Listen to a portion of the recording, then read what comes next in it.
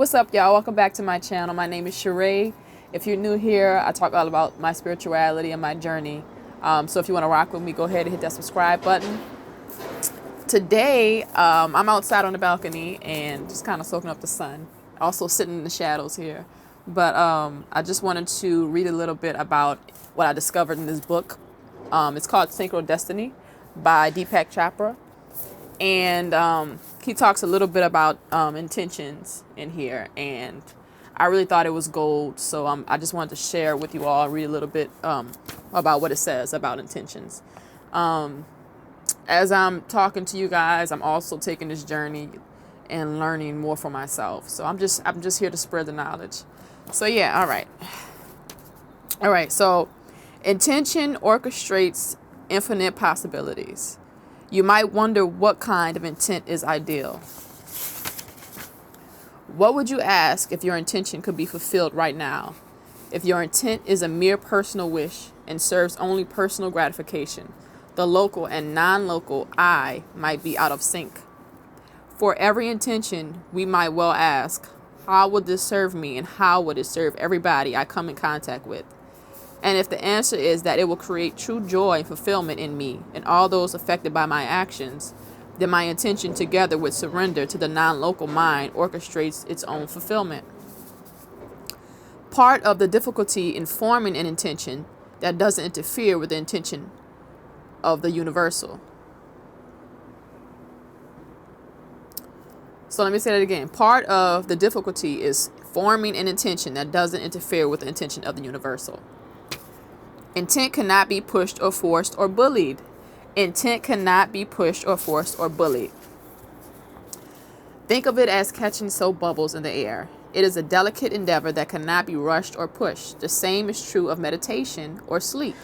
One cannot try to meditate or sleep. These activities require letting go, and the harder you try, the less successful you will be. Meditation happens, sleep happens.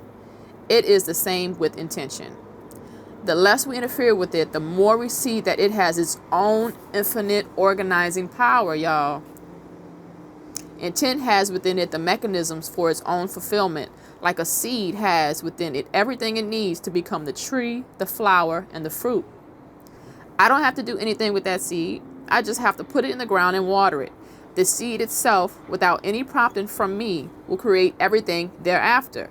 Yeah, so when we set our intentions, it's like, and I love this analogy. I love the whole, it paints a picture for us. Our intentions is like a seed that we plant.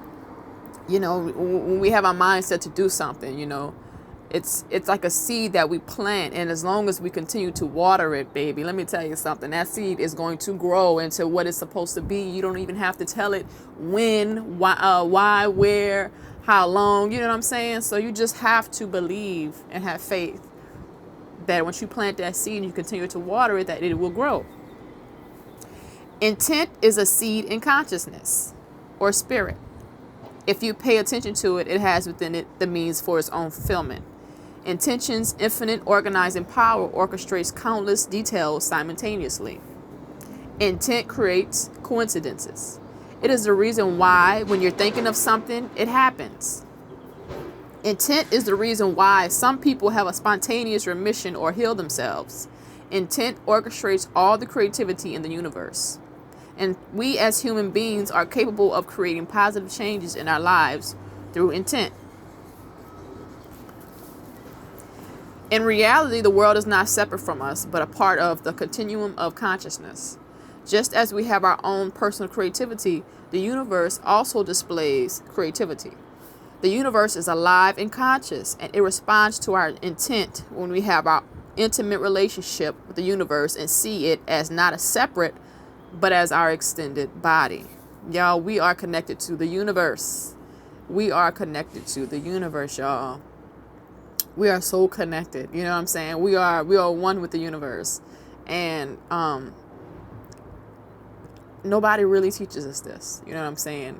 Nobody really explains this to us or helps us learn this, right? It's almost like we forgot it, and it takes a lot of unlearning and unconditioning and relearning to really remember who we are and that we are one with the universe. So it says we can restore the power of intent through a return to the true self or self-realization, like I just pretty much explained. People who attain self-realization reestablish their reconnectedness to the non-local mind. They have no desire to manipulate and control others. They are independent of criticism and also of flattery. They feel beneath no one, but they also feel superior to no one. They are in touch with the internal reference point that is their soul and not their ego. Anxiety is no longer an issue because anxiety comes from the ego's need to protect itself. And that anxiety is what interferes with the spontaneity of intent. Intent is the mechanics. Intent is the mechanics through which spirit transforms itself into material reality. Mature spirituality requires sobriety of awareness. If you are sober, you are responsive to feedback, but at the same time immune to criticism and flattery.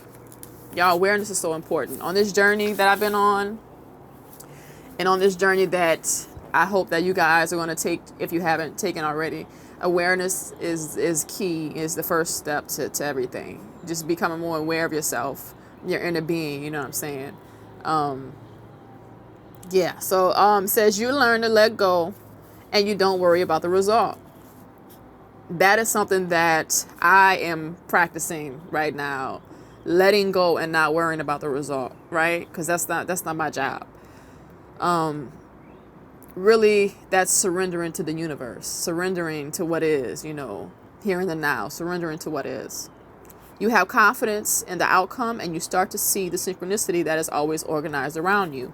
Intention provides opportunities that you have to be alert to. Good luck is opportunity and preparedness coming together. Intention will provide you opportunities, but you still need to act when the opportunity is provided. And y'all, I started this new business where I pretty much help people fix their credit. Well, I signed them up to help them fix their credit and help educate them about financial literacy. And I've been like battling myself because for me, I'm a very reserved person, and like I've always had this characteristic with me, like very shy. I'm the Virgo, very shy and reserved, and all my life I'm like, well, why am I like this? You know what I'm saying? And I don't want to categorize myself as just this. You know what I'm saying? So it's like this has been a little difficult for me to break out of that comfort zone, which like anybody trying to break out of a comfort zone, it can be a little intimidating, a little challenging. So I know all about this. You know what I'm saying?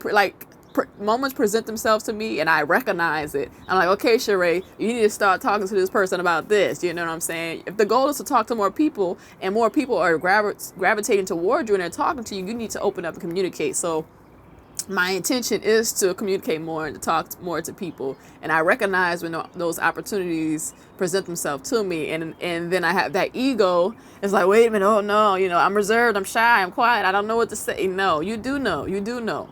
So that is something that I am working on. But it says here, whenever you take action, have the attitude that you are not performing the action. Have the attitude that your actions are really the actions of the non-local intelligence, the organizing universal spirit. You will begin to notice a great dimension of anxiety. You will also be less attached to the result. Stress is a form of anxiety. If you're stressed, then you can't even begin to think about synchronicity. Synchronicity is a means of getting in touch with God. It's a path to meaning and purpose in life. Surrender requires a leap of faith, a jump into the unknown. And that is so scary for people, like I was just talking about, how I'm surrendering. It's intimidating, it's scary, it's like your whole world will come crumbling down, you don't know what to do, you know what I'm saying? So it does require a leap of faith, y'all. We have to believe. We have to believe in ourselves. We have to believe in the universe. Haven't we always been taken care of, right? That job that we quit or the job that we got fired from, haven't we always been taken care of, y'all? We have always been taken care of by the universe. Think about the animals, the birds, the ducks, the all the animals living in the woods. All you know what I'm saying? Like, think about all of those animals that the universe takes care of. Think about the grass that grows constantly. Think about the trees that grow and the flowers that blossom, and think about how the cycles of the world works, y'all, and the universe works. We are always being taken care of. We should have this ego mind, and in our mind, it's like it's only us, but it's not. We're connected to everything. We're one with the universe. So it says your inner dialogue can support this by saying, things are not going my way. I'm letting go of my idea of how they should. My sense of me and mine has to expand. If you take this leap of faith, you will be richly rewarded, y'all. If you take this leap of faith, you will be richly rewarded. If you find yourself worrying about next month's bills, it will be appropriate to remind yourself that it is your intent not only to fulfill your needs, but also to send your children to school to contribute to your community. All people want to fulfill these needs in their lives. However, having articulated and expressed your intent to fulfill them takes them to the infinite mind and in effect says, I put all this at your disposal. I'm not going to worry about it because you, the non-local intelligence that resides within me, will take care of it.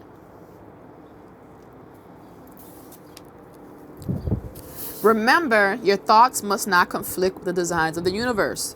Wishing to win the lottery can magnify your sense of separation from the universe. Frequently, lottery winners report alienation from friends and family and no greater happiness. When money alone becomes a goal, it alienates you. And a lot of us just want financial security, y'all. Like for me, like I just want to be financially stable. I want to experience how does it feel, to be financially stable and not have to depend on other people and not have, sometimes my mind just goes into a frenzy. And then I realize, hey, why am I giving this power over me? Y'all, I did a ritual one time and I cut up $1 during the process of it. I'm telling you, I never cut up money before, but it felt so liberating, y'all. It felt so liberating cutting up that $1 because it was like relinquishing that power over me. And money it's like we give it so much power over us, like, because in this matrix, it's like you need money for everything. You need money to experience things. So that's what they tell you, right? So I just want you to know that you will always be taken care of. The universe is always taking care of you. And I'm not only talking to you, I'm talking to myself. I'm on this journey myself. So I'm learning this myself, that the universe is always taking care of me. And I just have to believe with all my heart and know with all my heart. So how do you know which of your intentions is likely to be fulfilled? The answer lies in paying attention to the clues provided by the non-local mind. Notice the coincidences in your life. Coincidences are messages. They are clues from God or spirit or non-local reality urging you to break out of your karmic conditioning, your familiar patterns of thinking. They are offering you an opportunity to enter a domain of awareness where you feel loved and cared for by the infinite intelligence that is your source. Spiritual traditions call this state the state of grace. Okay, so that is all I have for you today about intentions and the power of your intentions. This is a really good book, y'all. Like, I've been sitting on this book since I first started the spiritual awakening, and for some reason I just popped it back open. I literally opened it to a page and I started reading, and I was like, wow, this just gives me a whole nother perspective about the power of our intentions. It's like a seed you plant, right? It's like a seed you put in the ground and you water and you just watch it grow. So whatever you want in life, y'all just got to plant that seed and you just got to water it. That's all I have for you today. I hope that you liked this video. If you did, give it a thumbs up, share it with your friends and family. Go ahead, leave me some comments. Let's start a conversation. Let's talk about this. What do y'all think about your intentions? What do you guys believe? What books are y'all reading? So I will see you all in the next video. Thank you guys for watching. Peace.